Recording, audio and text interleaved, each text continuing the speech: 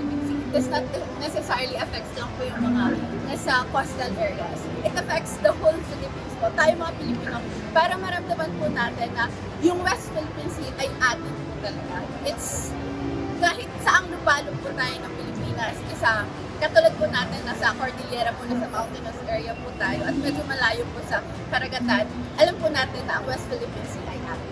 This time po, kailangan na po nating manindigan at ipaglaban yung karapatan natin sa West Philippine Sea. It's the right time po na ibigay natin, i-inculcate po natin sa minds po ng mga kabataan, lalo na sa mga young generations, na yung West Philippine Sea is atin talaga. Parang it's enough time na yung nakalipas po na biglang hindi po natin nabigyang pansin yung parte ng Pilipinas na atin pala talaga.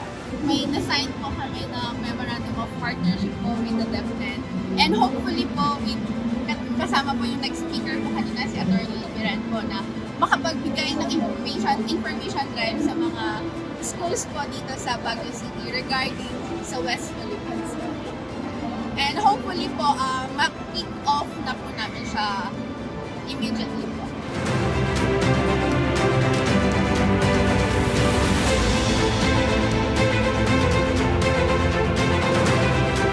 We should all remember we are sticking by the rule of law.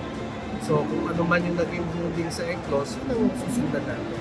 So tayo naman dito sa Navy, aside from ang focus ngayon ng Armed Forces of the Philippines is territorial defense, in the meantime, our Navy Reserves, as an example, dito sa Baguio, aside from creating awareness, yung ating part ng role in times of emergency or times of national crisis, we have mobilization and we have to support the regular armed forces, in this case yung regular Navy natin, that are based nearby sa Baguio.